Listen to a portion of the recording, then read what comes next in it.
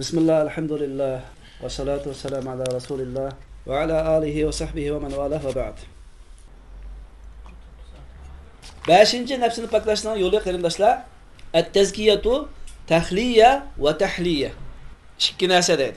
Tahliya, yani qalbni xoli qilish va nafsini zinnatlash. Nafsini paklayman degan odam, nafsidan iborat bu dabdadiki, koni izlib ketgan hikoyalarni, rivoyatlarni, cho'chaklarni tahliya, tozalash, xoli qilish, pokizlash. Bu birinchi qilgan ish deydi. Ikkinchi qilgan ish nafsidan iborat bu dabdani o'chirib tozalab bo'ldikmi? Pokizlab bo'ldikmi? Ikkinchi qilgan ish tahliya, solih amallar bilan zinnatlash.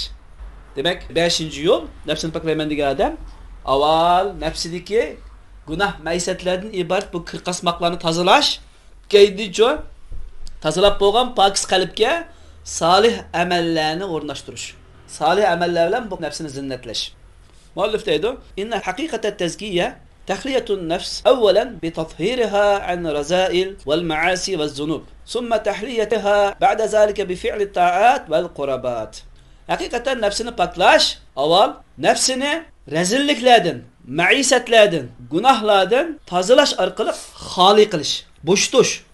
Anandan keyin Alloh itoat qilgan taat ibodatlar bilan va Allohga yaqinchilik qilgan qurbat, solih amallari bilan u nefsini zinnatlash. Ikki bo'ldi. Yana bir misol keltirsak, bir iskilat va deyli. Iskilatga biz qimmati va muhim narsalarimizni akirmoqchi. Ammo bu iskilat bo'sh emas. Bu iskilat uzun mezgil ishlatmay, ya xato ishlatib, axlat chabog'i to'shab ketaylik, chashqanning usulab ketaylik, o'mchikning to'rig'i to'shab ketaylik va yoki tapqan tegan tashlarni hep uning ichiga qalayib qon berib benzeri shakllanaylik. Biz hali qimmati va muhim deb qaragan narsalarni akirish uchun qanday qilishimiz kerak? Bu iskilatni bo'shatishimiz lozim. Ovozni almashtirishimiz lozim. O'mchiklarning to'rlarini tozalashimiz lozim. Chashqan uviga yerlarning to'shiklarini etishimiz lozim. Axlat chavog'larni pokizlashimiz lozim. Qalaymiqan qimmati yo'q narsalarni chiqarib tashlashimiz lozim. Birinchi qilgan shu.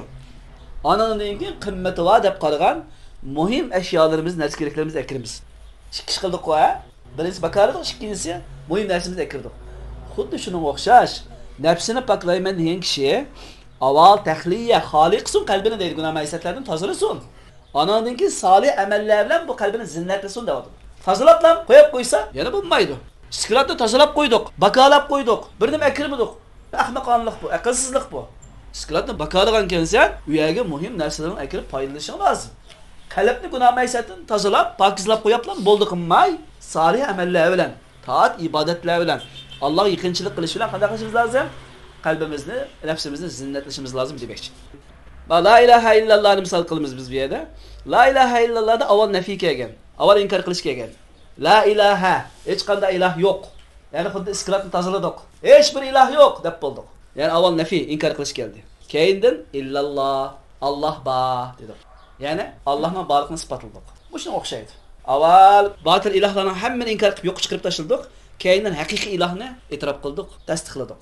Xuddi shunga o'xshash deydi. Qalbini avval tozalab, anandan keyin solih amallar bilan zinnatlar demoqchi. Yana Alloh taolaning oyati astag'firullah فَمَنْ يَكْفُرْ بِالطَّاغُوتِ وَيُؤْمِنْ بِاللَّهِ فَقَدْ اسْتَمْسَكَ بِالْعُرْوَةِ الْوُثْقَى لَا انْفِصَامَ لَهَا. Mana bu oyatda ham kimiki tağutni inkor qilsa, tağutga kafir bo'lsa, mana avval qalbni tozalasa, qalbdagi tağut, yolg'on ilohlarni, botil ilohlarni inkor qilib chiqarib tashlasa va yu'min billah, orqadan anoniki Alloh iymon keltirsa, mana bu kishi mustahkam tutqiga isilgan bo'ldi deb aytadi. Demak, bu shu ayni yuqorqi mazmunga uyg'un keladi. Avval nafiy, ondan isbot. Muallif deydi, Allahu Teala, "Huz min amwalihim sadaqatan tutahhiruhum ve tuzakkihim biha ve salli aleyhim." Ayette deydi ki Allah Teala, ey Muhammed Aleyhisselam, onların mallarının bir kısmını sadaqa hesabı tutup qiling, zakat hesabı tutup qiling. Bu orqali ularni poklaysiz deydi. Ve tuzakkihim biha ve shu sadaqalar orqali ularning hasanatlarini ko'paytirsiz, darajalarini oshirasiz. Ve salli aleyhim ve ularga duoda bo'ling. Ularning gunohlarining mag'firat bo'lishi haqida, Allohning rahim qilishi haqida duolarda bo'ling degan. Ikki ish qaranglar bu yerda mana. Dal abayqa bayon qilinayotgan tahliya bilan tahliyadan iborat narsa bilan ikki yo'li bor. Ularning mollarining bir qismini sadaqaga tutib qiling, Muhammad alayhisalom. Birinchisi tutahhiruhum. Ularning qalbini tozalaysiz, poklaysiz. Mana birinchi tahliya bo'ldi, tozalash, poklash. Keyin tuzakkihim biha. İkinci sözünde var tahliye. Bu arqali ularning hasanatini ko'paytirsiz, darajasini oshirasiz. Birinchi paklash, tozalash, ikkinchi zinnatlash. Mush oyatni muallif dalil qilib keltiribdi. Yana muallif deydi-ki, qavlullohi taala tutahhiruhum agan sadaqalar qilib ularni paklaysiz degini fihi isharatun ila maqam at-tahliya ani sayyiat bi tathhirihim min az-zunub. Mana bu tutahhiruhumda ularni paklaysiz deganda tahliya, ya'ni qalblarni bo'shitishdan iborat shu maqomga bir ishorat borkin, nima desa sayyiatlardan, xatoliklardan bi tathhirihim min az-zunub. Gunoh ma'siyatlardan ularning qalbini paklash bilan xatoliklardan tozalash.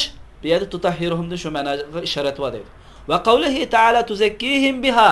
Ana shu sadaqalar bilan ularning hasanatlarini oshirsiz, darajalarini yuqori ko'tarsiz degandan fihi isharatun ila maqam at-tahliya bil fadail val hasanat.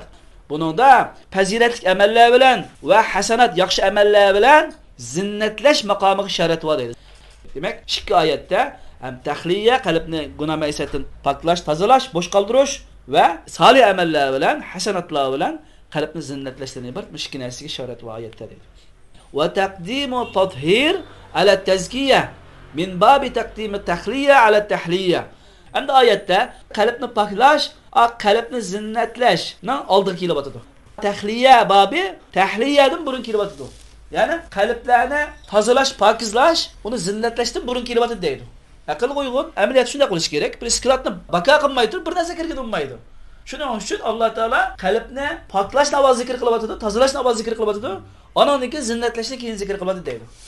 Abay dedi qana, bir daftardagi xato yozilgan hikoya cho'chaklarni, botil narsani o'chirib o'tmay turib, to'g'ri haqiqatlarni yozgan bo'lmaydi, to'g'rimi? Shunga o'xshash demakchi. Fala budda liman arada tazkiyata nafsihi ay yuqla'a awwalan 'ani az-zunub wal asam allati tufsidu al-qalba wa tuhjibu 'anhu nur al-hidayah wal iman. Nafsini poklash iroda qilgan bir kishi bo'lib qolsa, bu kishiga avval vojib bo'lgan ish qalbini buzadigan gunohlardan, ma'isatlardan bu kishi ajrishi lozim. Yana bu gap shu. Qalbini tozalash lozim. Va hidoyat nurini, iymonning nurini to'sib qoladigan bu narsalarni qalbini avval tozalash lozim. Kama qala Nabiy sallallohu alayhi vasallam, xuddi Rasululloh sallallohu alayhi vasallam degandek, bu Termiziy rivoyat qilgan Shayx Albani Hasan degan hadisgan, innal abda iza akhta'a khati'atan nukitat fi qalbihi nuktatun sawda fa iza huwa naza'a wastaghfara wa taba suqila qalbuhu wa in 'ada zida fiha hatta ta'lu qalbuhu wa huwa ar-ranu allazi ذكر الله تعالى استعيذ بالله كلا بل ران على قلوبهم ما كانوا يكسبون. Bana bir yerde Resulullah sallallahu aleyhi ve sellem bir bende kaçanikin bir hatalıkını sadır kısa onun kalbine bir karı çekit vuruldu dedi. Demek kalbi kırılışır demek bir yerde. Kaçanikin o şu hatalıktan kolunu tassa ve onun Allah Teala'ga istiğfar etse ve şu hatalıktan yansa, şu günahiden kayıt kılmaydığı Allah Teala için tövbe etse suqila qalbu. Qalbi paqiraydi dedi. Eğer şu hatalıkını yana kayıt tekrarlasa, qarı çekit qalbini o'rib oladi dedi. Tamamı qalbi qardab ketadi degan gap bo'ldi bu yerda. Bu yerdagi bu qarilik Allah zikr qilgan Qur'ondagi şu qarilik şu deydi. Estağfirullah. Kalla bal rana ala qulubihim ma kanu yaksibun.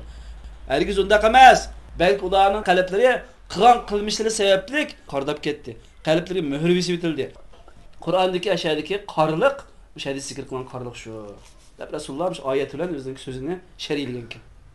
Demak, bu yerda nima chiqyapti?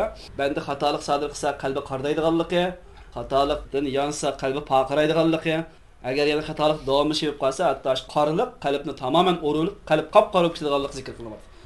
Mana bu yerdan ham nima chiqyapti desa, qalbni poklashda bir prinsip o'tirib qo'yilyapti. Xatolik qalbni qardatib, nafsini poklash maqsadiga yetkazilmaydi.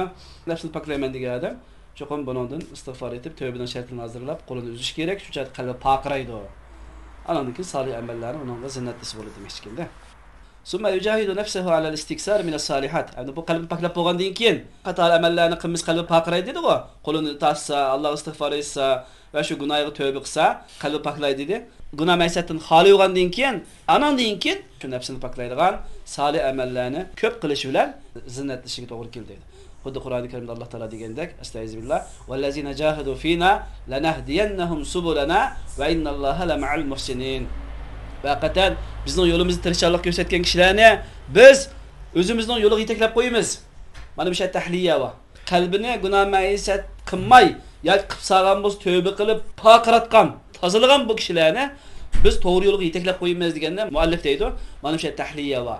Ya'ni qalbini pokizlab bo'lgandan keyin salih amallar bilan zinnatlash va Allah üstüge deyapti deydi mana. Vellezine cahadu fina bizning yo'limizda tirishchilik qilib salih amallarni kim qilaman desa, lanahdiyannahum subulana. Biz o'zimizning to'g'ri yo'lga ularni yetaklab qo'yamiz deyish orqali qalbini poklab qo'yamiz. Yaxshi amallar bilan qalbini zinnatlab qo'yamiz. To'g'ri yo'lga ularni yetaklab qo'yamiz deb Allah üstüge olgan. Va innalloha la ma'al muhsinin. Haqiqatan Alloh taolo muhsinlar bilan barobar. Oxirida bayon qilgani İbn Taymiye'nin tüvenlik sözü iken, qala İbn Taymiye rahimahullah, "Fe't-tezkiye ve in kana asluha النماء والبركة وزيادة الخير فإنما تحصل بإزالة الشر فلهذا صار التزكي يجمع هذا وهذا." İbn Taymiye Mecmu'ul Fetavada şunda deganken, hepsini paklash olsa, onunki aslisi yiltizi o köpüyüş, bereket ve yaxshilikning ziyoda oluşudur. O yamanlıkni ketkizish bilan anda asıl olur. Tahliye bilan avval asıl olur demekçi. İbn Taymiye'nin sözün bunu delil demekçi. Bu nefsini paklash, yamanlıkni yo'q qilish bilan anandan keyin vujudga keldi deydi. Demek kalbimizni tozalayman desek, günah maisatdan avval tozalab o'tishimiz kerak, pokizlab o'tishimiz kerak, qalbimizni bir bo'shatishimiz kerak deganga dalil olayotirman. Mana shuning uchun nafsini paklash da bu va u yaxshi amallarni anandan keyin jug'lash vujudga keladi. Ya'ni avval yomonlik yo'q qilgandan keyin, qalbni baqo qilgandan keyin, ondan yaxshi amallarni qalbga zinnatligini, jug'ligini bo'ladi. Deyish orqali, yana shu qalbni paklash uchun avval qalbni günah maisatlardan tozalash, ondan keyin qalbni salih amallar bilan, hasanat, yaxshi amallar bilan Allohga yaqinchilik qilish bilan zinnatlashning lozimligini Ibn Taymiye ham yuqorqi so'zida bayon qilyapti. Demak, 5-nafsini paklashning yo'li qarindoshlar, qalbni avval günah maisatlardan tozalash, bo'shaytish, ondan keyin qalbni yaxshi amallar bilan zinnatlash, ikki narsani tan qilish, qalbni paklashdan iborat maqsad ketgan bo'ladi demoqchi. Birini qilib, birini qilmasak bo'lmaydi demoqchi. Bir kishi günah maisatlarga tövbe qilmay turib, yaxshi amalni qilaversa, iskratni tozalamay turib, bo'shatmay turib, üstüge qimmati va narsani tashlab qo'yaverib, uni siz steplik siz qalbining orasida. Mana bu shunga o'xshash demoqchi. Yoki bir kishi bir daftarni akeldi, to'g'ri bo'lgan narsalarni yozaman dedi, alkonisini o'chirib o'tmay ustiga yozaverdi. Va yoki bir kishi qalbimni poklayman dedi-yu, gunoh maisatlardan qalbini tozalash qil ahamiyat berdi, yaxshi amallar bilan qalbini zinnatlash ahamiyat bermadi. Bu yana o'xshash. Xuddi iskratni bo'shaytib qo'ydi, birni kirmadi. Yana sırapçılık ahmakalik bu. Şunu ikki kishini tan qilish lozim, qalbini poklayman degan odam demek. Qalbni gunoh maisatdan tozalash, bo'shaytish, ikkinchi salih amallar bilan qalbni zinnatlash.